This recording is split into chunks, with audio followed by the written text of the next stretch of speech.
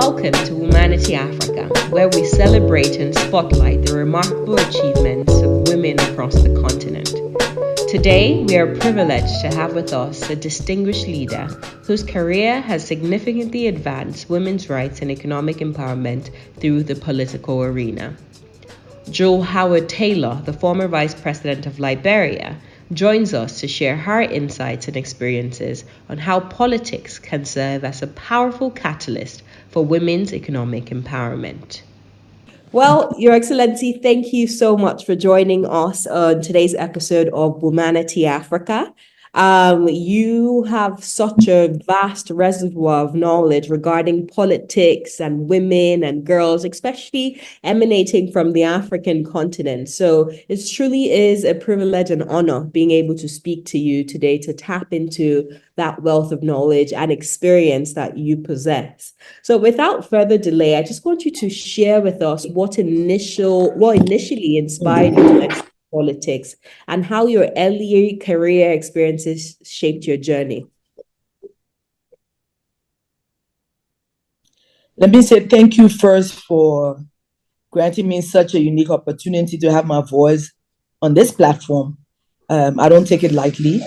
I realize that every opportunity to speak, to have your voice heard across the nations of the world is just a blessing. And so I want to say thank you for adding me into the many, many, many other women and girls that you've had on your show. So it's an honor and a privilege for me. You're most welcome. Funny thing, I don't come from a political family at all. My parents were healthcare professionals. My father was an anesthesiologist, and my mother was an OBGYN specialist. My sisters are involved in different kinds of careers, from medical to teaching to social work to telecom, and everyone has a different field. And when I grew up, I wanted to be the governor of the central bank. And my dreams and aspirations are to become a banker. And so I went to school. I have a degree in economics and finance, and then I did banking and finance in the US. And I started working in one of the banks there. So my whole thought process was being a banker. Politics, never a part of my psychic at all. And I'll tell you a small story. The first day I went to university, my father had called me that morning and said, here's your tuition, go and get ready for college. And then he asked me, in fact, what are you going to do when you enter the university? And I said, I don't know, Daddy. I'm 17 years old. And I said, I have no idea, but I hear that they will have orientation and you will find out, what the different courses are. And at that point, I would make up my mind as to what I wanted to do. And so he said to me, okay, when you come back, I'll wait to hear what you want to be. And so I walked out the door and he called me back the second time. He says, young lady, I'm not quite satisfied with what you said. What do you want to be? I said, Daddy, I don't know. I'll find out. He says, but I must tell you what you cannot be. What you cannot be is a politician. Can you imagine? I don't know what he saw. This is 1981. We had just had the coup in our country. The president had gotten killed. Madam Ellen Johnson Sirleaf was on the stage as a prominent female. She had gotten arrested and jailed. The whole place was in turmoil. So you can just imagine what my father's thought process was, why he asked me that question. I never got a chance to sit with him to find out because unfortunately during the civil crisis, he was killed. So I never found out from him what he saw that morning when he said, you cannot be a politician. So this was not in my sphere of life at all. So I went on to school, did economics, finance, banking, and I came home and I started working with the central bank. I married Charles Taylor in January of 1999, and I was actually thrust onto the political field. Because though you are a silent part of that field, the fact that you're first lady, you do play a semi-political role. Our country is in crisis. We're still having a civil war. And so I had to make up my mind whether to stay home and play wife or to get involved in something meaningful. And I made up my mind I would put together a national humanitarian task force, and I would begin to go and visit the displaced camps because the whole country was displaced. And I began visiting displaced camps, 33 years old, and getting involved in what was happening, providing medical care or whatever I found on the field as I went across the different places across the nation, providing support, providing humanitarian help, providing medical help if it was necessary, and providing blankets and foods and other items. I got a chance to see women in very difficult circumstances. And it seems like the whole country was involved in the politics of talking about the war, and not much was being done. So it became a burden for me. And I started getting involved and talking about some of the issues. And that began my political career. I didn't even know then that I would have gotten more involved in the later years to come. I was just playing a role as a woman, seeing other women in distress and trying to provide some support to them. The 6 years went by. Charles Taylor left the scene, went to exile. We actually stayed in Calabar for a few years. Then I came home in 2005. Madam Salif is now, of course, she's gotten released. She's been a very active and vocal part of the politics of Liberia. And she's running for president and encouraging women to step up. I was sitting at home one evening and the elders for my matrimonial, my maternal home, which is Bon County, is a central part of Liberia, came to visit, and they said to me, well, we're looking for a woman who could represent us. These elections are going on. And Madam Salif is calling for women and explaining why women leadership is important. Could you come and be the senator for Bon County? Not even representative. I laughed until I almost fell off the chair. And my uncle was angry with me. Why are you laughing? You know, there's a very serious traditional conversation and you're laughing. I said, but what do I know about politics? And my father told me, never to go into politics. Yeah, I said, so why are you guys dragging me into something I have no idea about? I didn't do political science. I didn't do any political course. So I'm a complete novice. But they insisted. And they said, well, we're going to make sure we carry you as our senator. They were the elders and the movers and shakers at the time. And so I reluctantly got involved in the process. Then I realized that politics is not just by saying yes. You have to get involved in the political party. I know nothing about the whole process. And so when I took my name to the political party I was a member of and told them I wanted to run as senator, everybody laughed. Oh, go and sit. President Taylor is no longer here. There's not the time for you to talk about wanting to be senator. No one's going to carry you. So go and sit home. So I said, okay. And I went and sat. And then the elders came back. Have you registered with the political party? I said, I went and they told me I should go and sit home. And they were angry.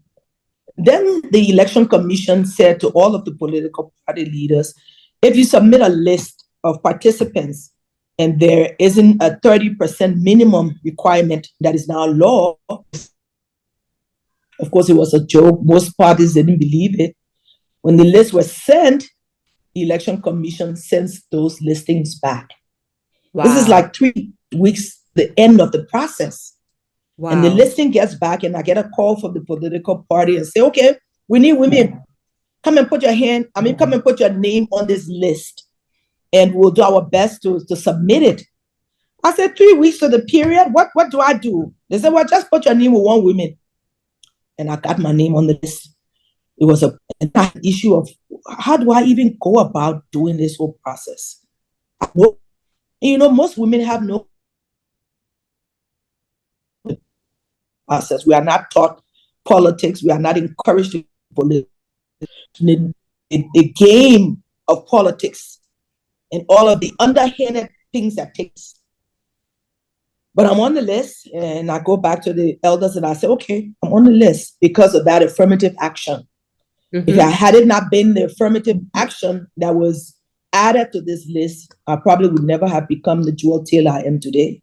Mm-hmm. So I want to thank all of the women leaders who continue to advocate for these quotas, because I think it is the only thing that will give us a space initially to get your foot in the door, because the political parties are governed by men.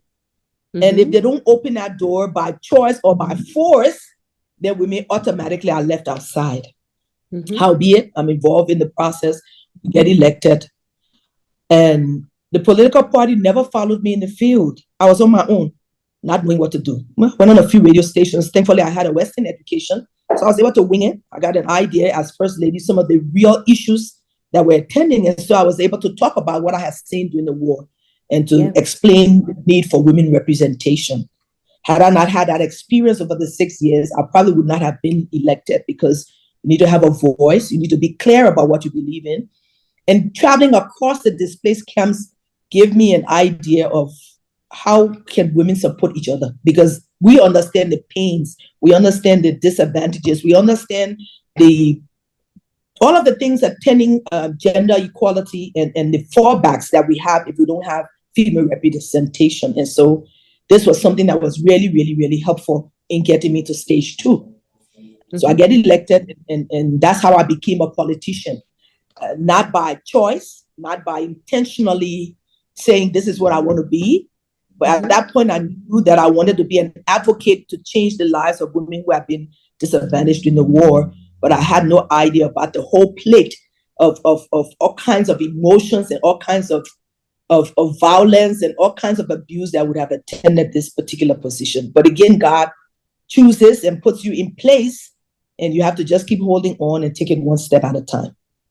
Wow. Well, the amendment was in the electoral laws that provided that environment. Because of the war and all of the difficulties women have faced, the whole Africa was at a point where people had to now decide to open the doors.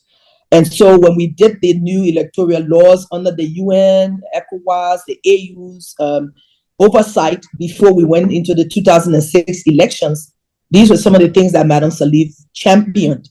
And so we had a chance to get it in the electoral laws that you must have a minimum of 30% women on the political listing that goes to the neck. Now, when we became senators, it became an issue, and we tried to get it into the electoral reform, the constitutional reform, but then it's failed every single time. So we still haven't gotten it as a part of the law. Unfortunately, when the second election was taking place in 2011, somehow someone removed that Shah. And when we got to the process, we found out that it no longer existed. So the political party said, well, 2005, it was necessary to open the doors for everyone, but you guys should go and struggle on your own. Even in the legislature, we've tried to put it back. The least we could have done, and I was working with this document as a part of the Judiciary Committee in the Senate, and we went back and forth maybe 5 years. The least language they accepted was political parties must endeavor to ensure. And that is a weak language. That's what we ended up with in order to even get that into a place where political parties had to consider it. So it became endeavor to ensure, which was a very, very, very weak statement. And the political parties have never lived up to it. When we're going to elections, even in 2003, the political parties made their statements. And my party said, we'll make sure there are 40% women on our tickets. We didn't even have 10% women representation. So it's become a political talk to encourage women to come and get involved. But by the time you get into the process, then systems and steps are put in place to eliminate women's participation. Even if you get on the ticket, to get support is another issue. So it's been a really saddening point for me. I think as a politician, that is my saddest point, that we still have not, in spite of all of what we've seen, in spite of the Rwandan story of the greatness of how women can come on board and make a difference, we haven't been able to get that done in Liberia or in Ghana or in some of the major places. I think Rwanda is still the only place. And every time I get a chance to speak at a forum in Nigeria, I always say, you guys are leading because you're the leader of our region. How come women are losing this space? How come political parties are not opening up? In the last elections, women got up one morning and the fees to pay just to get on the ticket have been exponentially increased. So it made more women even drop out of the process. And so now we have almost a complete boys club back again, even though they were talking about gender equality, they don't mean it. And I don't know what it's going to take to get political parties to open up. And it's really difficult. It almost seems like everything has to, fall to the ground before any drastic reform can be made, because in Nigeria, which is located here in West Africa, for our global audience that's listening, we're meant to be the giants of Africa, and we too haven't been able to pass the Gender and Equal Opportunity Bill. It always fails when it goes to the National Assembly because we have such low representation of women. As a matter of fact, in the 8th Assembly, there were less women than in the 9th Assembly, there were less women than we had in the 8th Assembly. So it's like we're regressing. So I can completely empathize with your situation also in Liberia, because we're facing the same issues here. There's such a huge barrier to entry for women constitutionally, financially, culturally, across the entire board. And I love what Kagame has done in Rwanda by showing leadership. It shows that if we truly do have allies in men who are leaders, that it is so easy for them to, put together that concerted effort to ensure that more women take control and are assuming these positions. But unfortunately, the leaders that we have today in Liberia, in Nigeria, are very comfortable with it being a boys' club, right? So they are not necessarily keen to make room for women, because they say the same thing as well over here, that if you want to be in politics, go and fight the way we fight. Go and hustle the way we hustle. Go and raise finances the way we raise finances. As a matter of fact, a famous quote here is that power is not served a la carte. You have to stand up and you have to go and get it.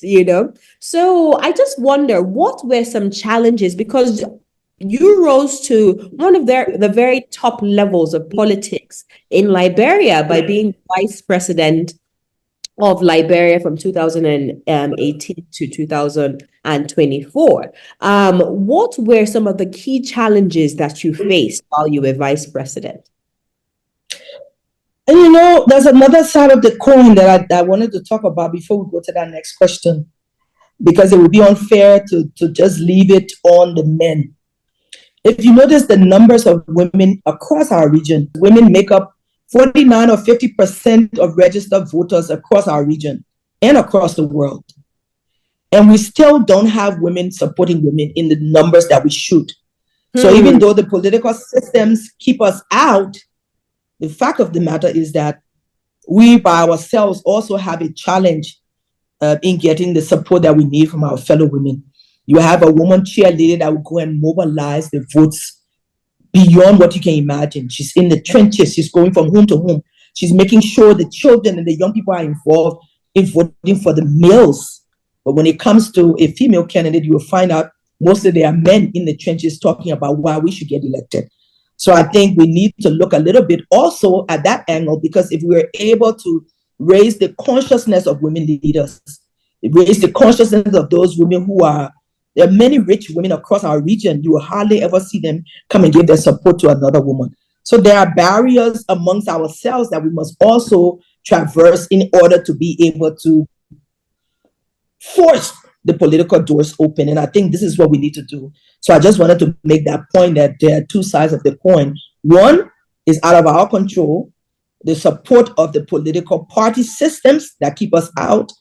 But if women were to gather in their numbers and say, if you don't give us this, we won't give you that, and force our way through, I think the doors will be flung wide open, and hopefully we'll have better chances. I completely agree with you, Your Excellency. Unfortunately, I don't know if you face the same issue that we face here in Nigeria, where although we have such a vast amount of women voters and women citizens who are eligible to vote in Nigeria, most of them end up just selling their votes to the highest bidder. So they don't necessarily identify, a woman is running, let's support her. They say, okay, who can give us, the most benefits in terms of, financial remuneration or food supplies or all these, short-term solutions, right? While they're voting. So at the end of the day, the men are able to galvanize support from the women folks who should be supporting their fellow women to power, because obviously we can empathize more with their situation, but they end up supporting these men just because of little tokenism. So I don't know if that's also an issue that you have noticed in the political space in Liberia. It's the same. It's the same. I think I was a little bit privileged because of the role that I played in the war years as First Lady, going to the trenches. So my name became a household name, and they saw me bringing support and help to them. And so it was easier to say, oh, I've seen her work. I know what she was able to do in the difficult days. If we give her the chance to become, she will do much more. But it was only because I got that chance as First Lady to look outside of the box and say, hey, we're in a war situation. I can't sit home and twiddle my fingers. I have to get in the trenches. I'm not a soldier, but I can get some help to the women who are in these difficult situations. But we must find a way now to ignite the empathy of women to realize that when you give your vote to these men, it's just temporary. If they're elected for 4 years or 2 years or 6 years, you'll be in the cold for the 6 years or the 4 years because they won't look back. They will come back a year to election again and pay you small money on the side. And it has to be beyond that. So a lot of education, a lot of training, a lot of empathy has to be put in the process that we're in. You know, most times we don't even get involved in the civic and voters education process when we just sit down. And those processes have to take place maybe a year or two before we go to the general elections. We have to get social groups and civil society groups involved so that they go from door to door and explain why women's participation is important. If we don't do that, we'll keep having people say, let me get what I can eat now. And then in the end, if you match the temporary blessings you may get as opposed to the long-term blessings that you should get if you have a female representation, you know, one definitely overshadows the others a million times in the long-term support you can get from a woman who's involved in politics as opposed to the, you know, the very short-term benefits that you get up front. So we have to train our women, we have to teach them, we have to get to the heart of what's going on and look at it in that way, because if we don't, we'll keep having these bursts of few women here, few women there, few women on the other side. But then our numbers are not large enough in the legislature to actually make the change that we need. So there's a lot of work that needs to be done. And it's financial. So it's also not just about talking. We have some strong women. I mean, I've seen people like Senator Binta, who was in the Senate for such a long time. And then because of the new rules, she got kicked out. She would have been she was an amazing representation of women, as you will find across our spectrum. But again, how do we get even the women who are rich and are able? There are many more rich women in economics than or in the economy than you will have in politics. They don't even support us. And sometimes when you think about the financial outlay that it requires to keep actively engaged, then it's tough. So we have to find a way to get the women more involved in this process so that we continue to win. Totally. So speak to us now more about the challenges that you faced while you were Vice President of Liberia. And I think every woman at different stages would go through the same process. And I don't want to make it about me. I think it is about the space that we occupy. When you're a strong woman, whether you get hired as CEO, or whether you're chairman of the board, or whether you're the leader of any organization, I think the difficulties are the same. So I don't think there are extraordinary things that happen to me. You would think stepping up into that space as the first female vice president of my country, things would have gotten easier, but it didn't. Things got even much more difficult.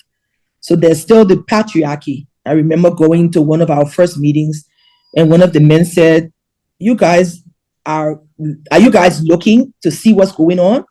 And the other young man said, what is it? He says, we have a first female vice president. What is she doing here? You know, and I heard them talking, and I just walked over to them. I said, what's going on, guys? And the other one, who was bold, said, I'm wondering, what are you doing here? I said, because the world is changing and the voices of women have to be known. And then he said, you are an advocate, your voice is too loud. You wouldn't be able to be vice president because you wouldn't be able to be a good vice president because you're an activist and vice presidents have to be quiet. And then I said to him, well, I believe President Weah considered all of who I was, the totality of my being, before he said, come and be vice president. he could not have looked at me just as a woman and bringing the voice of the women. He had to also look at the fact that I was an activist, and that wherever I found myself, I would continue to be that activist. I said, so you guys have me here. There's nothing you can do about it, but I'll be loud and I'll be passionate about the things I've believed in over the last 15 years. And this is what I did, which made it much more difficult, because if you look at the roles of vice presidents, except for those countries who have now in their constitution specific responsibilities for the office of the vice president, in Liberia, our constitution is mute. It says the vice president shall be president of the Senate and shall assist the president in the discharge of his duties. Because it's such an open statement, if the president decides not to give you an assignment, this is where you are. So you just sit. And the truth was, I don't think I got any assignment from my boss, but I knew that the position that I had filled could not be an empty and a voiceless one. So I created my own agenda. And you can imagine the fuss and the wahala along the route. At one point, they said I was against the president and I wasn't supportive of his agenda. And I said that is not the truth. I was supportive of the female agenda that we have as a party. And our agenda was advocacy. And so I decided that would be the angle I would take, and I would continue to do that. But it was very, very, very challenging. I mean, at a point in time, I didn't get any support in my office. It was intended to shut me down, but I refused to be shut down. I continued to talk. Whenever there was an opportunity in front of the camera, I would raise the issues and we talk about the things that I was going through. So it's been a public space for me that I've taken advantage of so that people would know exactly what was going on. But I think the last 6 years were very, very, very difficult in terms of being able to continue to work and to provide the benefits that I believe I could have done more if the voice that I had been given that open space to operate. I wasn't, and so I had to go and create my own agenda, a gender responsive agenda. And so I got involved in the women's activities. I got involved in supporting, mentoring, and providing educational support for girls across the country. And so that gave me a platform that you couldn't shut down. But it was very difficult in terms of how I was treated. At a particular point in time, I was almost like a pariah. And how the hell did she get here? And now she's offsetting the president. She's doing this and she's doing that. But I said, hey, I got elected also. I was on the ballot and people chose the two of us. I got as much support as you got to become an elected president. And so it was challenging, but I continued to have my voice raised at every point in time, whether it was rape, female genital mutilation, the need for more educational support for girls. I was very, very, very active. Wow. I can't even imagine the tense atmosphere that you had to endure for 4 or 5 years. I don't know when the whole drama started, Funny thing, the drama started almost immediately. Wow. Almost immediately. Wow. And it was very, very, very tense for almost 5 years. It was a tense environment for almost 5 years. And then they began to shut me out, and they will be having those meetings and I wouldn't be called.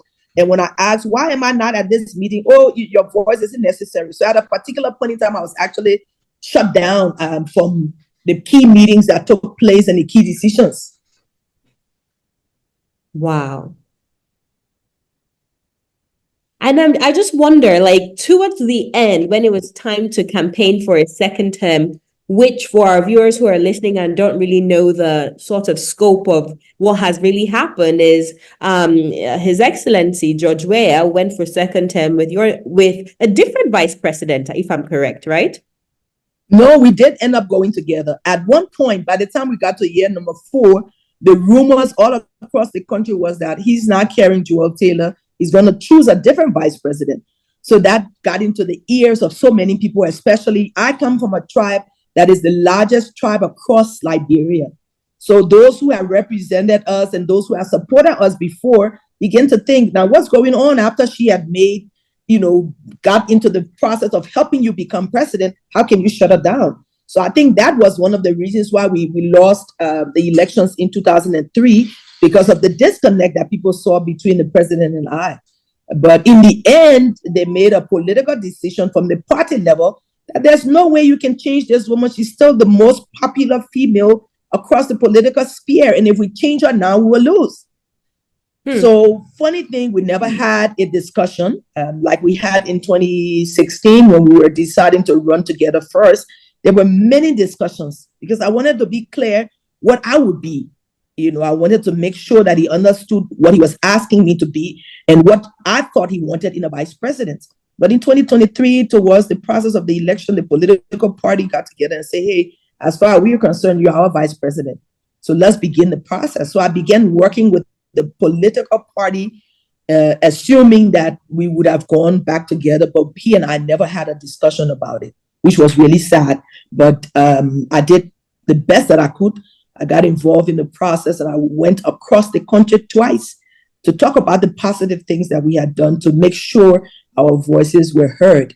We lost by 17,000 votes, so you can imagine how close the numbers were.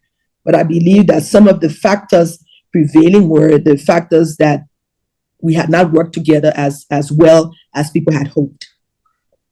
Yeah, so that makes me wonder, right? So the president never came back to you to say, okay, look, my sister, I know the past 4.5 years have been really rough. We've not really been on good terms, but I want us going forward to be able to work together. I promise XYZ, if we win the elections, I'm going to concede this, I'm going to concede that, I'm going to make sure your office is funded, I'm going to make sure that the role of the vice president is not just statutory, but you're actually going to have responsibilities, and I'm going to support your office to do this and that. You never heard that from the president. All you heard, the only organ that you heard from was the party, who asked you, okay, come on the ticket again.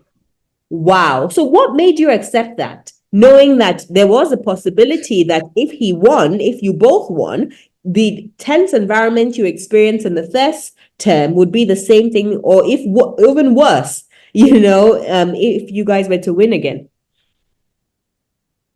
And that was the opinion of most of the people around me, the opinion of most of the political leaders, the opinion of most of the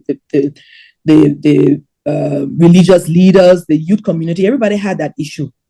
Going into the process, what are our hopes and aspirations going forward?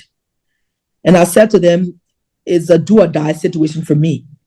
Because if I were to step away, which the rumors were at one point because of how they had treated me, she's not going to come on board, she's not going to help, I don't know what would have happened. And so I just decided to put the past a little bit behind me and work to getting him his second term. And I worked so hard to hopefully make him believe that I was genuine in what I was doing and that I was an asset to him. I didn't want to seem a liability. But the real question is, going forward, if we have won, do I think things would have changed? I don't think so. It could have gotten worse. And then on the other side, it could have gotten better, but it was a 50-50 chance. And when you look at the whole scope of everything that took place, I'm not sure if we would have been different. But I was just taking a chance. That's very interesting. Anyways, reflecting on your time in office, what accomplishments are you most proud of, and how do you feel they have impacted Liberia? Because I decided to create my own platform and to create a space where I would continue to impact the lives of young women and girls, I left a very positive legacy. For the first time, a woman sat in that space as vice president, and the entire space changed. It was no longer just an office, a quiet office. It became an office for advocacy. And so whenever there were issues that people need to raise and they weren't able to reach to some of the functionaries of government, as long as it was things that I believed would make life better for people, I went ahead and talked about it. There were a lot of rapes going on. A lot of young people were getting raped. And so I picked up that issue and it became a conversation on the radio, in community meetings. I went across the country talking about it. So for the first time, the office of the vice president became an active office, not just a silent office as it has been for over 170 years. I became one of the most favorite speakers across the country. People wanted me to talk about all kinds of issues, and people wanted my opinion on issues. And so that platform also gave me that opportunity. I also kept working with providing support to girls. I have more than 4,000 girls in scholarships, on scholarships across the country in all of the different regions. I also created and established a STEM training center for free for girls. And we had about almost 200 and something number of girls who went to the first circle, because by the time this STEM program was established with the YWCA program for Liberia, by the time we ended that program, we were now into the campaign. So I had hoped to continue that. We're working on doing just that.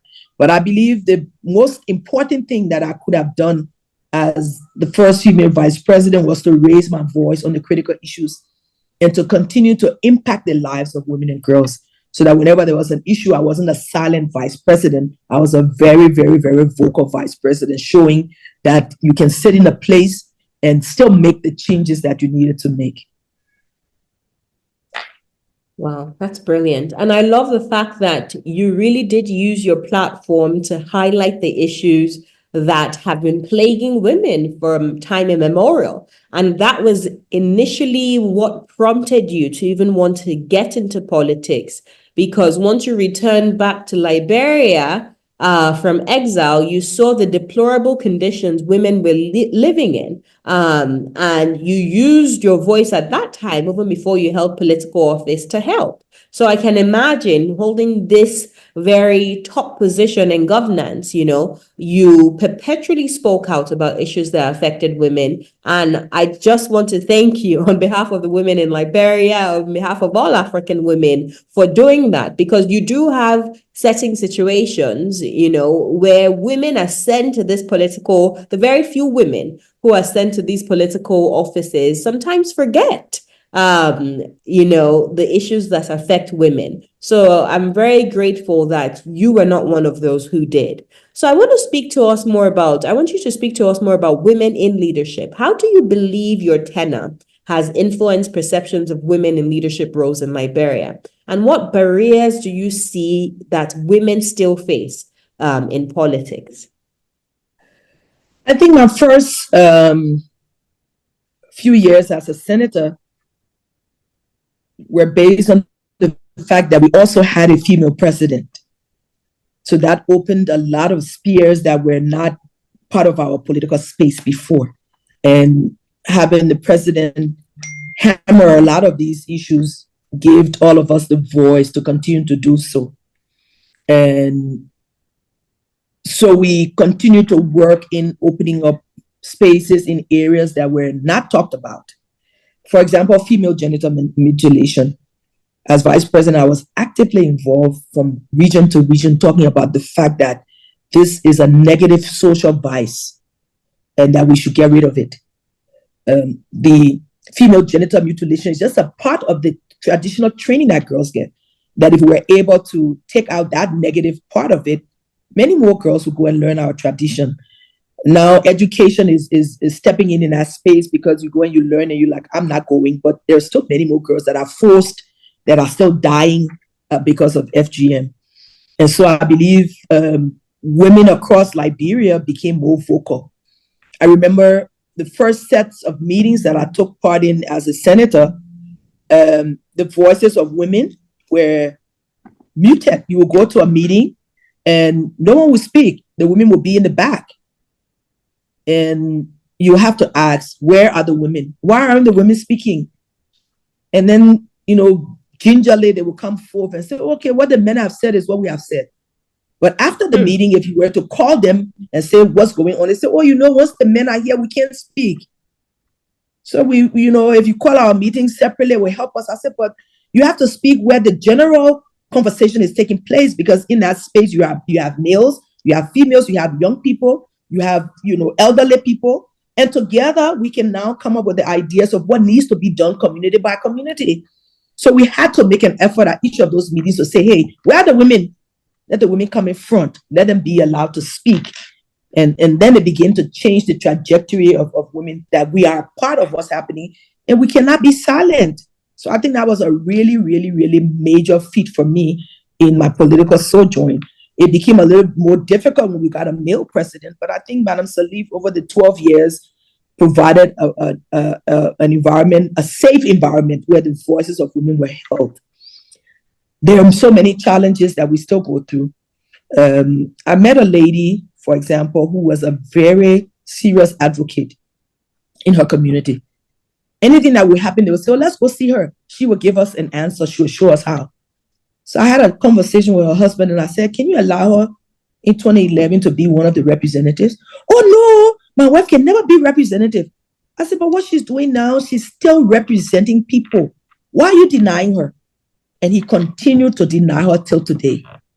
You can imagine what that kind of a voice would have meant, adding to ours in the legislature. So there's still a lot of patriarchal norms that people are pulling together, because the men are still the men. They're in control in a lot of instances. Your husband will say no, your brother will say no, your father will say no. So we're really stuck in that. The second aspect of the challenges are economic challenges.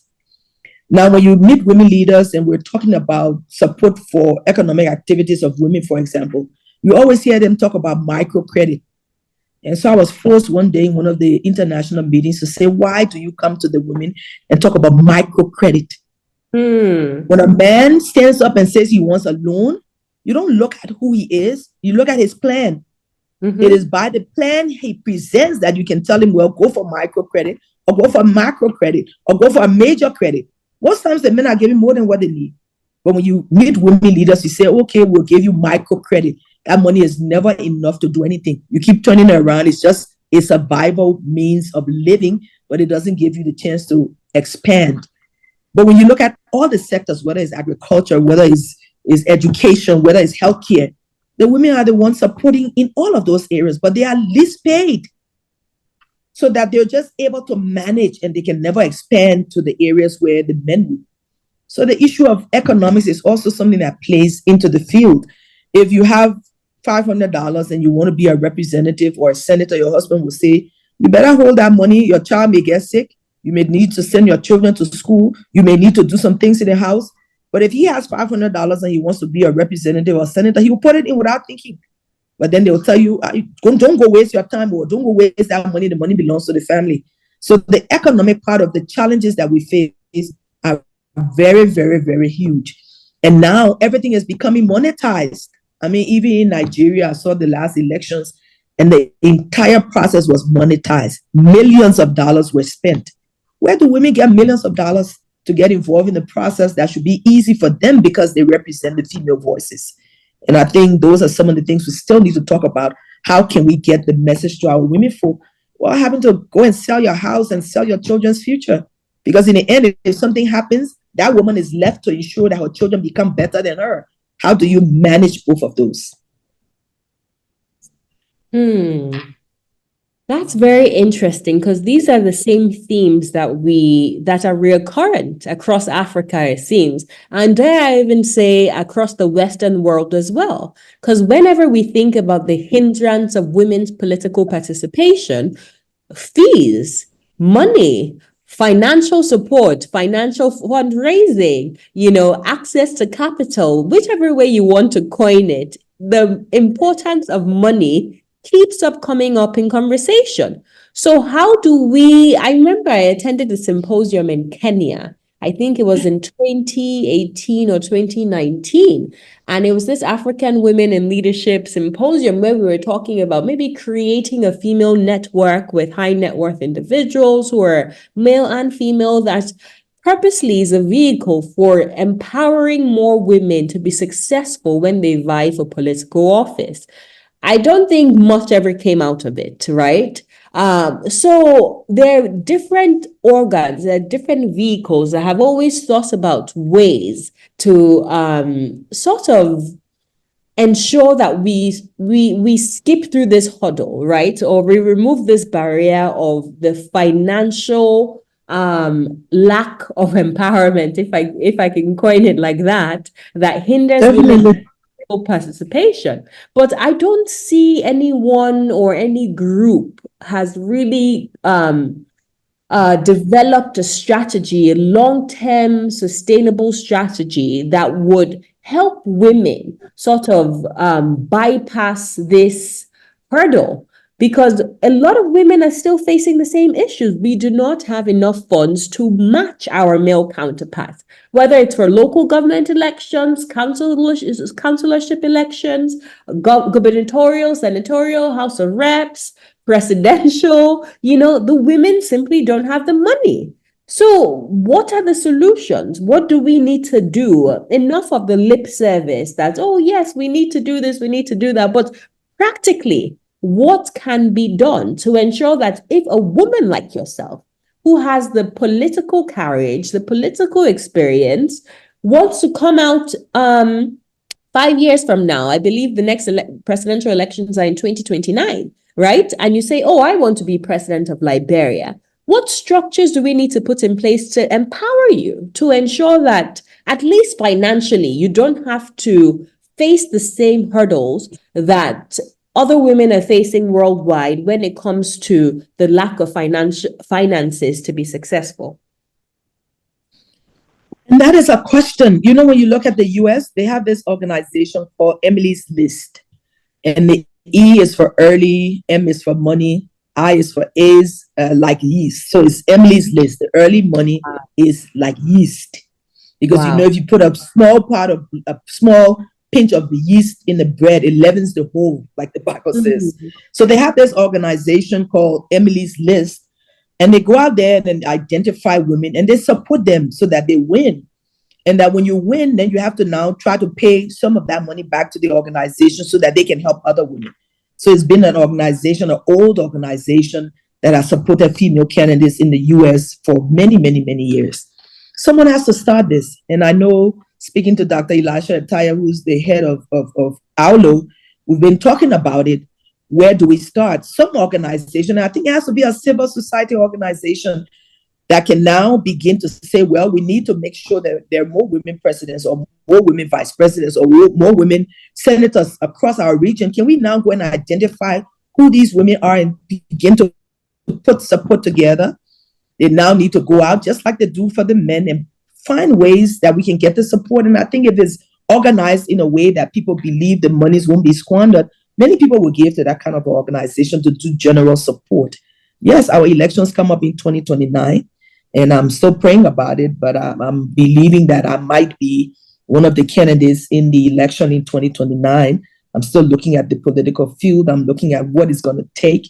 And I do need help to even go across the country and sell my ideas for why I believe I could be a better president in 2029. So the process doesn't start in 2028. The process starts now. We are struggling with issues of finance. In some countries, people go into political office and you come up being very rich. Liberia is not one of those countries. And especially with the kinds of disadvantage I had as vice president, it makes it difficult, but I think it's still a possibility. And we do need an organization like that can begin to say, okay, let's pull women together. Let's see who can provide support so that we have more women in positions of trust. This is something that has to take place if we are serious about getting more people on board. Now, this is at the civil society level. At the international level, I had an opportunity to speak at an organizational forum for how do we get women on board. And I said, we have to stop talking. This is just too much. In 2011, women were running for different positions, and UN Women would give them 30 T-shirts. I mean, if you come from a constituency that I had come from as the third largest constituency in the country with more than 500,000 people, what would 30 T-shirts do for me? How do I get on the radio? How do I get my banners and my flyers to every home? How do I get a chance to get my voice on the radio so people can hear why they should be electing Jewel Taylor? All of those things are very expensive, especially when you get 2 years to the election. It's expected that at that time you have money now to spend. You shouldn't be saying, oh, please get me on the radio so that I can tell the people. You should be able to have money to do all of this. So it's going to be issues that would determine, who comes forward in those instances. How do we get the support that we need? And it's a very serious conversation. I hope the beginning of this conversation with you would begin to get women to say, hey, this is more serious than we think. If we want more women in different spaces and different spheres of life, if we want more influence, if we want the changes that we all pray for in our countries, in our communities, in our churches, then we must stand up. But there is a cost attached to standing up. You don't just go through the process because you want to be a woman and you want to be in the number. You get into the process because you want to win. And if you're talking about winning, the strategies and the plans that the men put in, you have to be able to not match it, but you have to be able to be equal to some of the things that they're doing. And so it's very important, even as I think about 2029, how do I raise? Elections have become so monetized. I don't think anyone going into the elections in 2029 will spend less than 20 or $40 million to get elected. Where do I raise 40 million United States dollars for that process? It's a very serious conversation. But if we don't deal with it, and if we don't find ways for people to support women in the spheres that we're in, then we'll continue to lose space. And I'm sad that we'll continue till we get to the point where the men will now be right where they want to be, involved in every aspect of governance and back to the other room. I wonder if you had the power to change, let's say, one or two key things about the political landscape, the current political landscape in Liberia, what changes would you like to see? And the first thing I would like to see is that the quota forcing political parties to open space for women becomes a law. And that political parties must ensure that their listings of candidates are a minimum of 30% minimum. That is the first way women will get into the door before you talk about financing and messaging and all of that. If you don't get into the door, forget it. There's nothing happening at your end. So that would be the first thing I would like to see, a law that makes it mandatory. Now, mind you, let's look at the ECOWAS Parliament, for example. There are already laws that have been passed in the ECOWAS Parliament that dictate that every representation coming from the ECOWAS countries must have a minimum 30% of women in the delegation coming from each country. Do you know countries are still sending all male candidates and no one's talking about it? Now we have a female president of the ECOWAS Parliament now has a female as the leader for the first time. I'm hoping that these are some of the things that she will look at. Because if you don't send women to the parliament, for example, how do they get elected in the leadership positions? If you're not there, you're just not there. But there are strict laws. You must do this. People just ignore that particular thing. But at least if it's in the law, someone can talk about it. We must also insist that women are involved in the hierarchy of the political parties. Every political party has a woman's wing. And they say, oh, all the women belong in one wing. How about all of the other critical positions? I'm privileged to still be standard bearer of my political party. I've gotten a lot of fights. But we have to remove her from there. We need a male in that position. So they must open the political space first and foremost to allow women to ascend. And because I became a female leader of my party, I insisted that the National Executive Committee of my party have women minimum 30%. Oh, where are the women? Okay, I went and found women, educated, that had strong voices, that were advocates, that understood the political issues. They are women because we've been involved in the process all of our lives. From the times of our great-grandfathers, women were always the flow that became the wind to carry someone from one level to the other. So it's not like we don't understand it, but if you're not allowed, I think my party is one of the very few parties in Liberia today that can boast of women on the NEC. All of the political parties, other political parties have only one woman as the women wing chair, and all of the other positions are male. So that's the first sphere that we have to change. And then the second thing is, how do we now, with that on our umbrella as a space, how do we now go from house to house, from door to door, from window to window to talk about why women should get elected in positions of trust and the changes that we can make if we are in those spaces so that women themselves understand what women bring to the table and why it is important to have at least one woman than to have no woman at all. So I think those two areas, if there were significant changes in it, you will find more space. And then we try to demonetize the issue. I always say to people that maybe it's just the grace of God upon my life, because I know it's not because I'm Jewel Taylor, but I've never had to pay people to vote for me. My promise to the people when I became senator in the first instance was, I don't have money to pay for elections, but if you elect me, I will be a proper representation of the people that I am supposed to represent, and I will ensure that education becomes a hallmark. And I was the first senator elected in my constituency that provided scholarship opportunities for whoever, from wherever. I wasn't concerned about where you came from. I made sure scholarship opportunities were available so that the young people in my constituency were able to go and get a college degree. And then we insisted that women form a part of that, because when you send a list to the boys, they'll go and bring all boys. So I had to look at each list and say, no, there has to be a minimum of 30%. Where are the girls? Don't the girls want to go to school too? So you have to keep your eye on the ball. And so that's how come I always get elected, because I always fulfill that promise. The scholarship list that I have is beyond my comprehension. And whatever I do, whatever I get, what kind of resources that come to me goes into providing educational opportunities. So people trust that I've been doing this for more than 20 years. The NGO that I created as First Lady, called the Jewel Starfish Foundation, is 24 years old today. We have more than 4,000 girls currently across the country. I have girls in Malawi, 21 girls in Malawi. I have 21 girls in Ghana. I have 21 girls in Sierra Leone. So we're expanding now to an international level. But the financial obligations are so much. Sometimes I'm like, how do I continue to do this? But next year we'll be 25 years old. And it's something I've done for 25 years, beyond when I believed I would have been a senator of any county. I knew that education was important. And so I put all of the resources I had into educating girls. And that was a platform that allowed me to continue to rise from one level to the other, because the women believed that I would continue to do this. And once their children were educated, they will go back now and help the families. So I was able to get that message to the people in my constituency and across the country. And that has been a promise that I've kept over the many years I've been in politics. Wow. There's one key thing you talked about.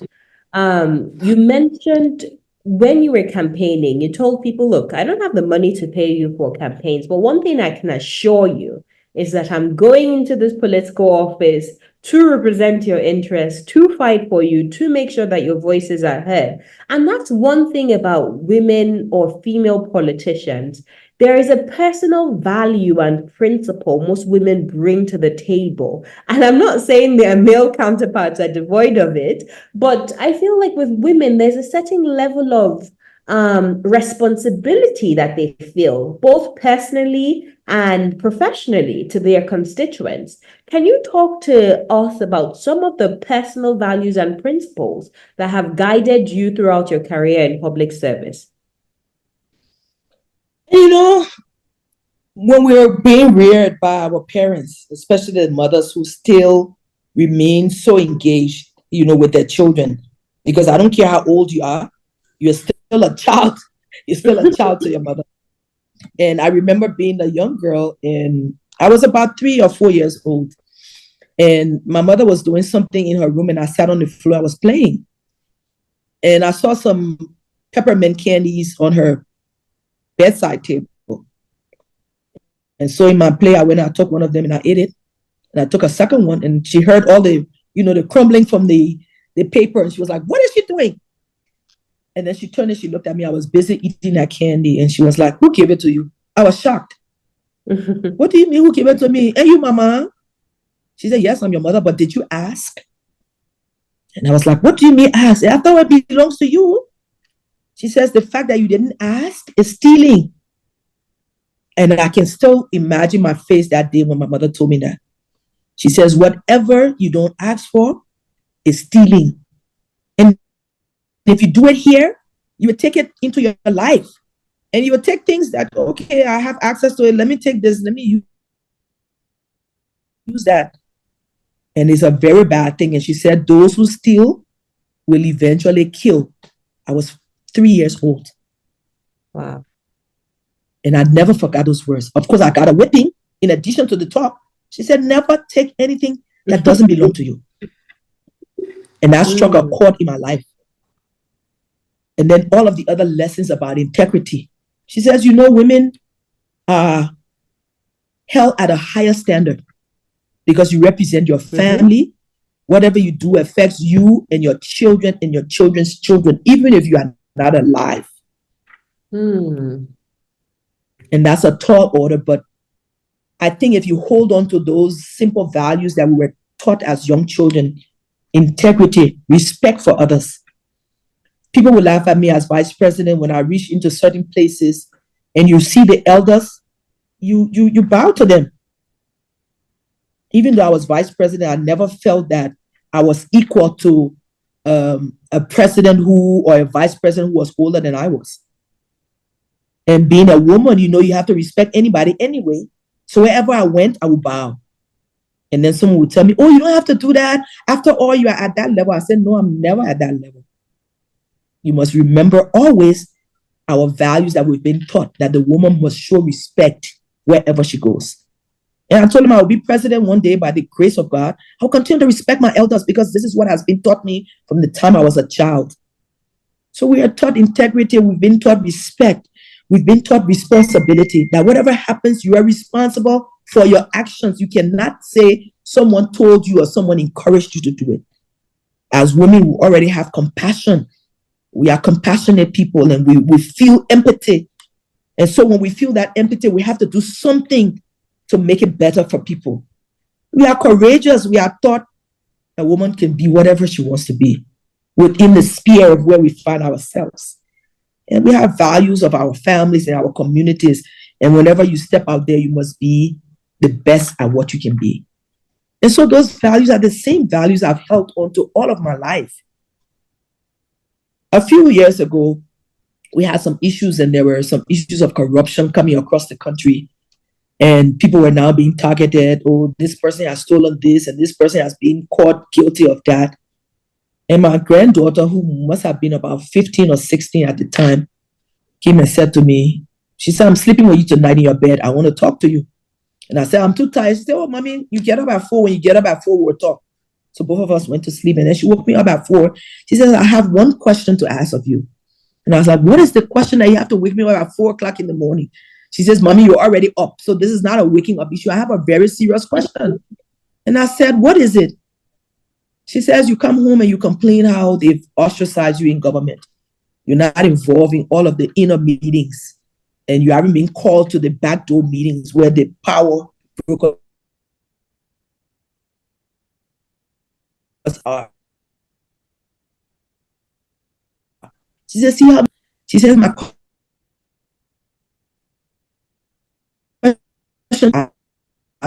an answer. She says, you see how God is good to you? She says, because I know that if you have been involved, just even in the conversations, you are going to be a part of the gang. And whatever was coming out of it, there was going to be no way you could have been left out. You would now have been on the defensive strike. She said, with all of us going on in Liberia, nobody will ever hear you that you are caught up in corruption. She says, and we had class yesterday, and there was an issue about crimes being committed. And your name wasn't called. And so, but I know when I come home how, you feel sad that you're not part of the gang. You're not involved in all of the things that are happening and you feel ostracized. She said, but maybe God has just saved you from trouble. Yes. And that day, that night, or that morning, tears came down my eyes. She said, because mommy, you can imagine if your name were on that list. You can imagine what my friends would have told me. I'm named after you. I have your name. You can imagine the stigma I will face throughout my life. And that is when the whole thing, actually came to play in my mind. And I was like, wow, our mothers didn't make a mistake. I mean, there might be a few women you'll find here and there that actually get caught up in it. But most women who get the opportunity to serve at higher levels, we do our best. We're independent. We're open-minded. We have a sense of gratitude to those who have helped us. But in the end, it's just those same core values that our mothers teach us that take us out of take us through the world. Because sometimes when something comes across my desk, the first thing I think about, oh God, what would the women say? The women who keep calling my name across Africa, the jewel of Africa. And then here she is in a newspaper article of stealing millions of dollars or mismanaging her office or doing the wrong things. I say I would have let so many women down. Not to talk about my children or my grandchildren. So as difficult as it is, I'm not rich. I've never have been, but whatever resources I get, I try to manage it, and I still try to make an impact in the lives of others. But those are the same values you must take into your life. If my mother hadn't told me that lesson, she says, even though the candy belongs to me and I'm your mother, you must always ask. And if somebody says no, they say no. You don't go and take it because it's your mother. I would have asked you and you would have said, she asked me, why did you take the candy? I said, because it belongs to you. She said, but you would take that attitude into life, not thinking, oh yeah, I have, I'm vice president, I have access to this budget. So take this money from here and give it to me to go and do my personal thing, which would have been a disaster, because women who finally get to this level, if the littlest things that happen that will bring you down, and then you close the doors for all of the other women standing behind you. And it's a huge burden that we carry, but we must still just step up and do the best that we can. Most definitely. Wow, that is powerful. And such a very poignant lesson to learn at such a young age, right? And it's so funny how that has stuck with you for over how many decades now, and you've been able to apply that lesson in every aspect of your life. And just to reiterate on what you have said, my mom always tells me a good name is better than riches and gold, right? Definitely. So you have to keep on reiterating that and bringing those insights, into public service. Because if we had more leaders in political office that think like this, that think, wait, it's about the people. It's not about my personal interest and lining my pockets with the resources of the state, but it's about helping the people. It's about the fear of God, if you believe in God. It's about the fear of higher power, about the general good of humanity. Then there are some levels of atrocities you wouldn't even dare to commit. So I'm truly impressed, with the way that you see things, your perspective on life, and the values and the principles that you bring with you towards governance and public service as a whole. As we wrap up the interview, I wonder if you have some advice for young people listening, because this is a very key lesson, I think, for all young people to hear and to also imbibe. But what other advice would you give to young people who are aspiring, particularly for political office? And what are some of the key principles you would tell them to carry with them as they begin their journey?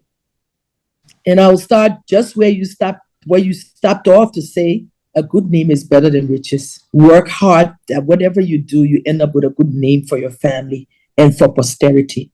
But believe in yourself that you can be whatever you want to believe. If you have a passion, if you believe that you can be a change maker, just step up and do what you have to do.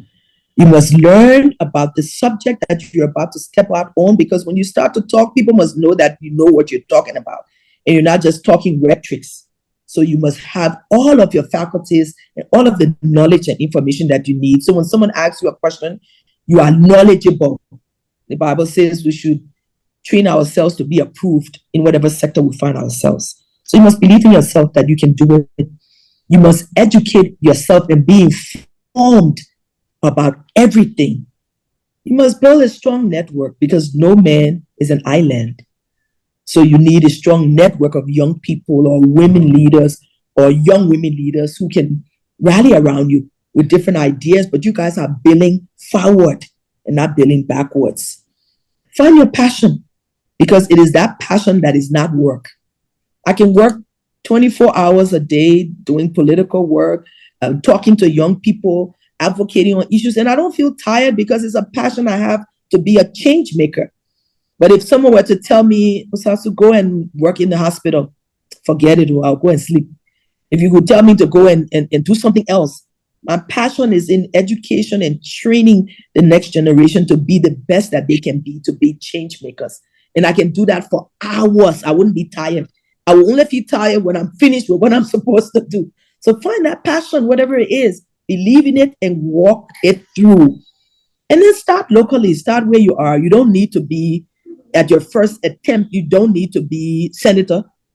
You start as a community leader, start as a community leader in the church, start as a community leader, even in your home. You know, you can rally your brothers and sisters around something to do the right things to help your parents out. It starts from within, and then you work your way out. Embrace change and challenges because it will come. Those challenges are God's way of actually seeing whether we're serious about the things that we talk about. If I start out and I say I wanted to be a medical professional, after the first 6 months of reading all those books, I'm just going to drop it and go. It's not what I want to do. But if it's something, if I wanted to be a medical doctor, anything concerning health would be my priority and my passion. So embrace the changes, the challenges, the determination. You must be determined, though, or else you'll fall off the bandwagon. After the first year of being vice president, to tell you the truth, I almost quit because I was so harassed. I was like, nah, this is not worth it. I had been a senator for 2 terms and I would have politely gone on being that. So in my mind, I was like, maybe I made a mistake. And maybe this is not the sphere I'm supposed to be in. And then someone told Madam Salif that I was thinking about quitting. And she called me and she says, hey, Miss Howard, Senator Taylor, can I come and visit you? I said, at my house? She says, no, at your office. I said, Mommy, I'm not working today. She says, I'll be in your office in an hour. I better see you there. And so I got up quickly. I got dressed. By the time I arrived in my office, it took her 5 minutes. She was already there. I'm like, wow. Thank God I was on time. And she said, am I hearing that you want to quit? And then I started to explain and cry. And this is happening. And they're doing this. And they're treating me this how. And she's doing that. And she said to me, let me tell you something very serious. I only came here to give you one message. You have struggled very hard to get to where you are. People in the country elected you as vice president too. You brought people to the votes. Never let them down. What do you think they would think if you quit in a year? How do you quit in a year? Even if there's fire under your feet, walk across that fire. In walking, God will give you the strength that you need to go on. She says, so I better don't hear you talk about quitting. She says, women who step up to this stage cannot quit.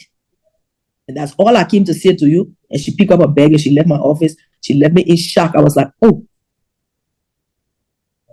But that gave me another length of strength and courage.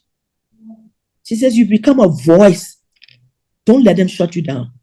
If you do, it will be very difficult for any other woman to stand in this stage that you've broken the barrier for.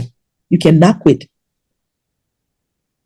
And so that passion, that commitment, that dedication, and supporting each other is important. And the young people need to learn those traits because everywhere you go, there will be challenges. There's a story of how I became a senator, and the first day I went to the Senate, and I wanted to talk about a particular issue. Mind you, Charles Taylor had been removed from office. All of the negative things had happened. The war had come to an end. The Civil War had come to an end. And so I put my hand up and I said, then the presiding officer said to me, Senator Taylor, do you have something to say? I said, yes, I have. By the time I said, yes, I have, a male senator from across the hall said to me, sit down, Mrs. Taylor. Your husband brought war and crisis to this nation. I don't even know how you get elected. What are you doing here? Wow. And I sat down. And then he said, hey, because you shouldn't be here in the first place. So you just sit and be quiet. This went on for weeks. And so I went home and I sat and I asked the Holy Spirit, do you think I'm in the wrong place? I said, I'm in the wrong place. How can people shut you down every day? And the Holy Spirit said to me, my dear, if you don't find your voice, you will be silent the rest of your life. And so I was crying at home and making up my mind, oh God, tomorrow is session. What do I do?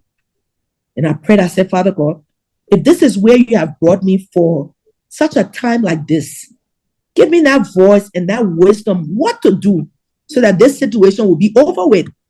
So I got dressed and I went to session and I put my hand up. By the time the gentleman said, Senator Taylor, I turned on that man today. I can't tell you what I said. Words came from pouring in my belly. And I Very said all good. kinds of things. People had to beg me to shut up. I was like, oh, so this is how you must operate when you're in the Liberian Senate. You have to make noise that people get tired. Then I learned that was a way to get your words and your thoughts and your ideas across. I've never been silent from that day.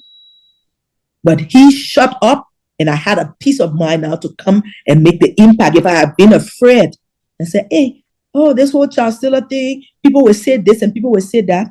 I said, because of what had happened in the war, and because of the fact that I've wanted to be a change agent and to show you that individuals are different and that I could make a difference where God had put me, I would not be silent.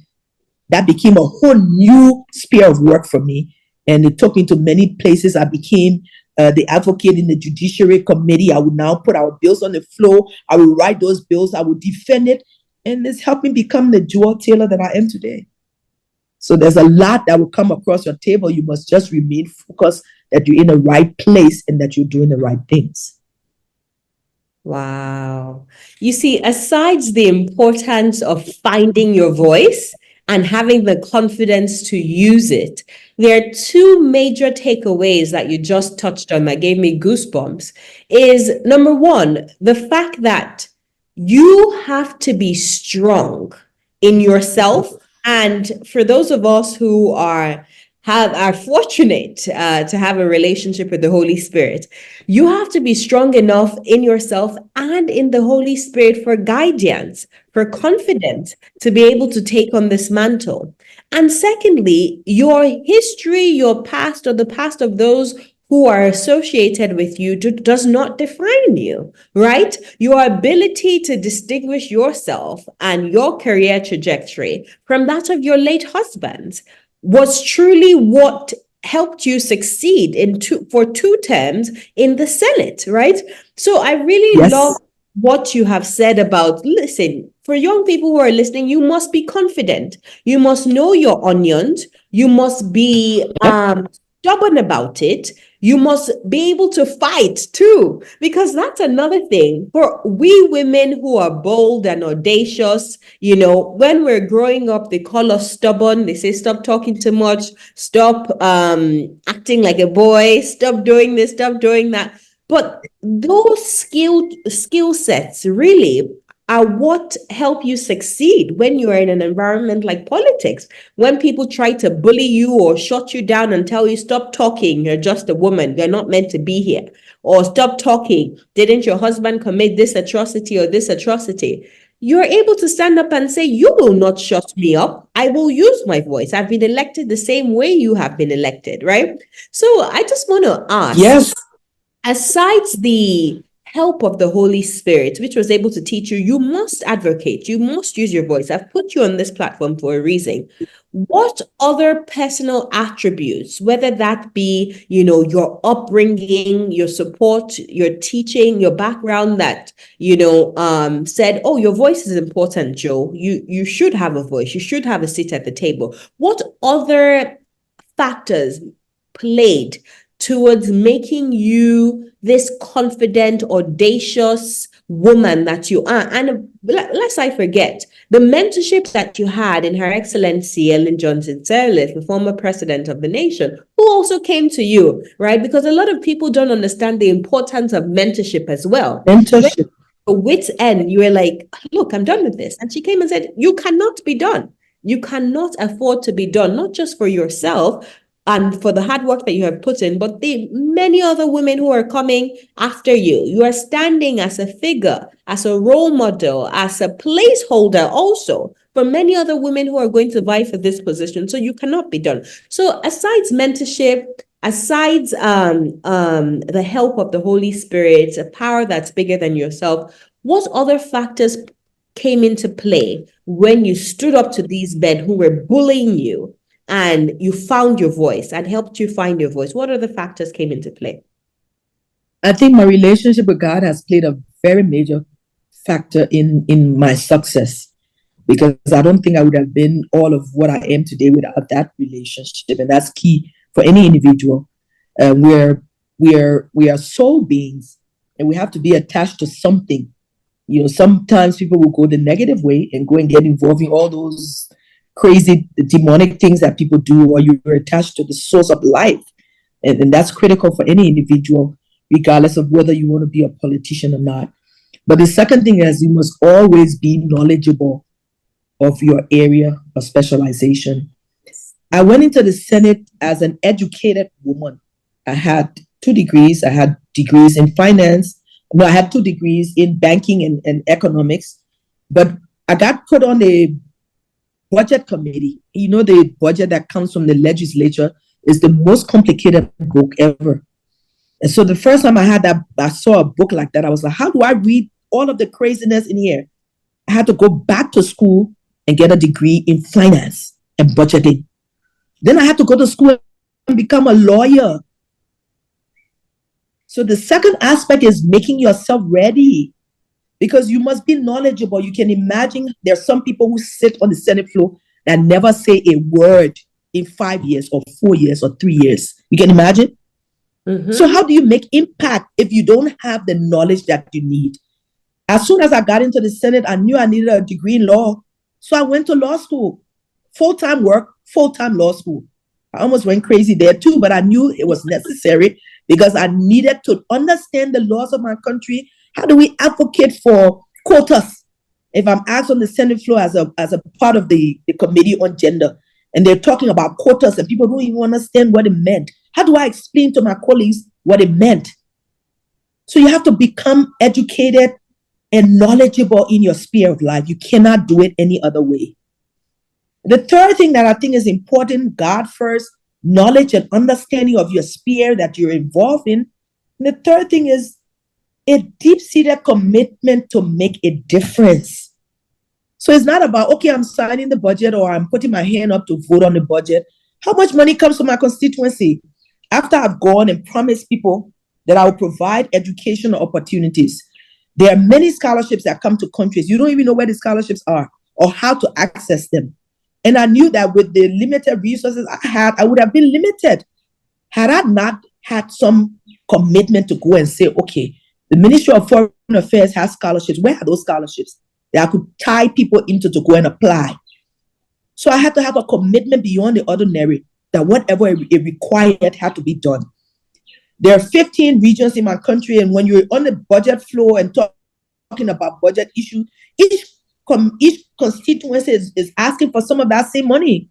If you're not knowledgeable about the priorities of your government, and if you're not committed, I went to my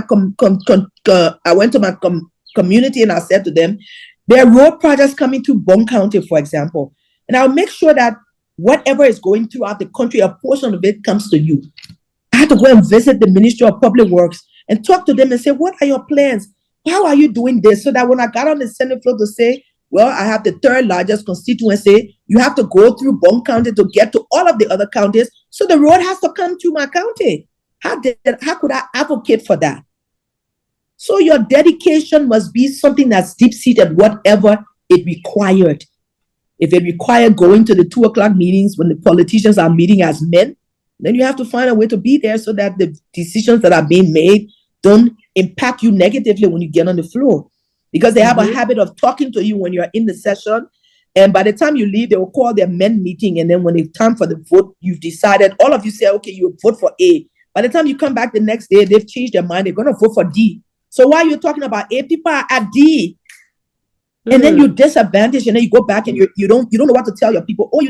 10 people advocating for the same thing. No, you have to use your voice.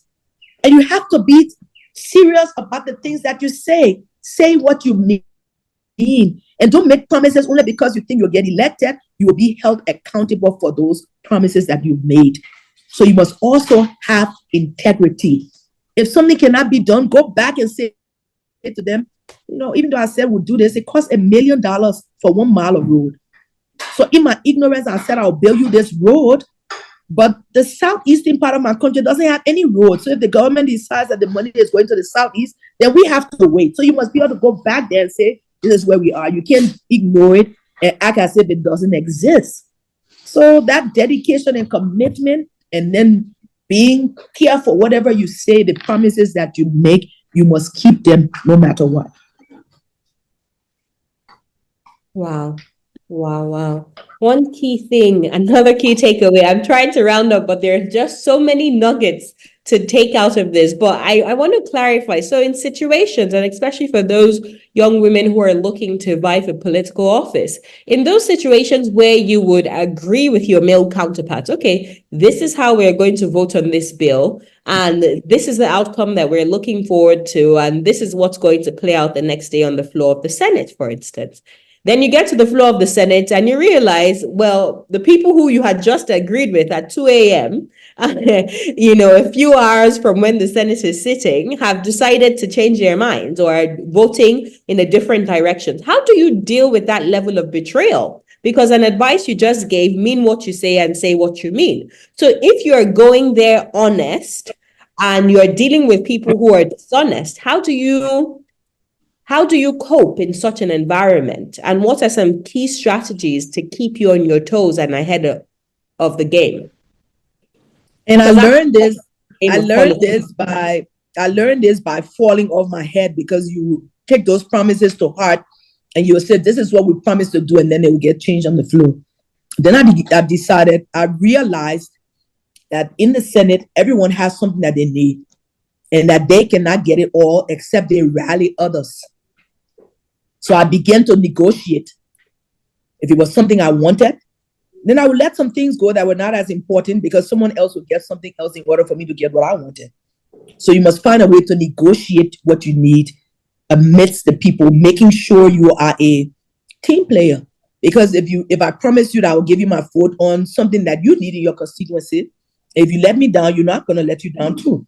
So after a while, we formed our team, and then we began to work together to actually make the changes that we wanted, and we had time to discuss it.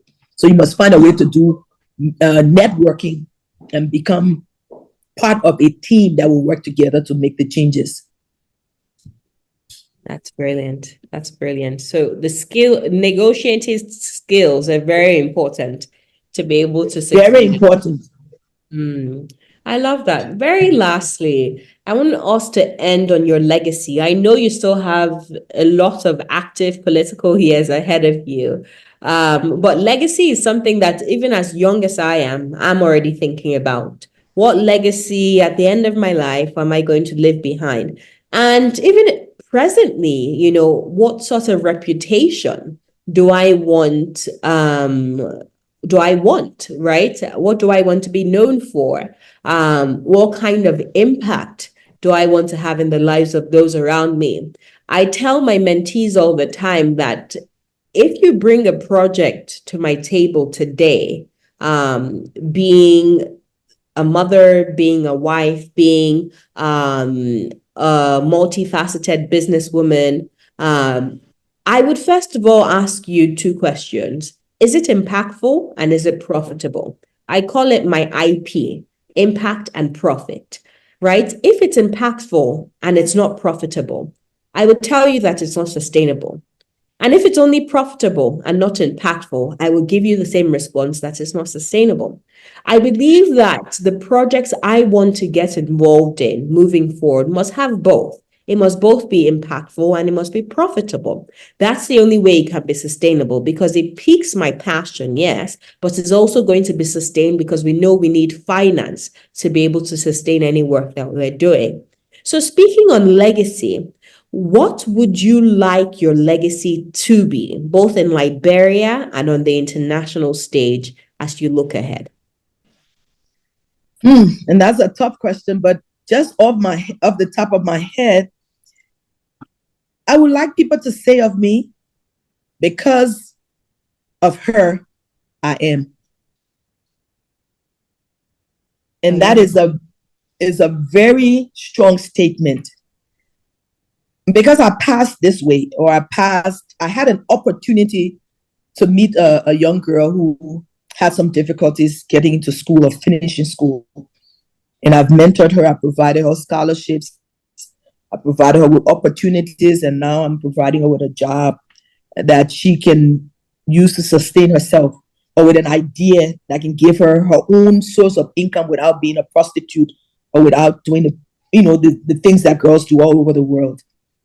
I want her to be able to say, because Jewel Taylor passed my way, I am who I am today. And that's the legacy I want to leave. So it requires mentoring, but not just talking. It requires input from me, whether it's giving someone $500 to start their business, or whether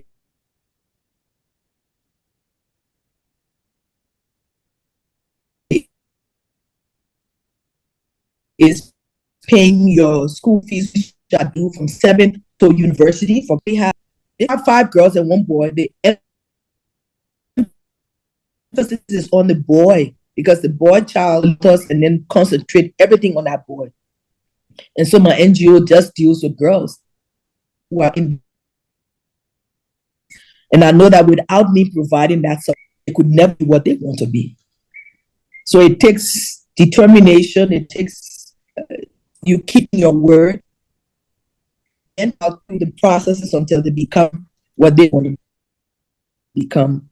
So for me, that's the legacy I want to leave. That wherever God has taken you, go through a process or go through a place and return empty, I should always make an impact.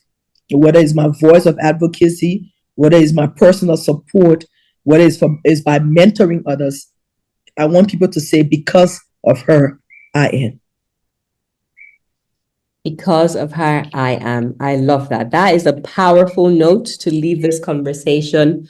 Jewel Howard Taylor, former Vice President of Liberia, 2018 to 2024. Thank you so much for your time.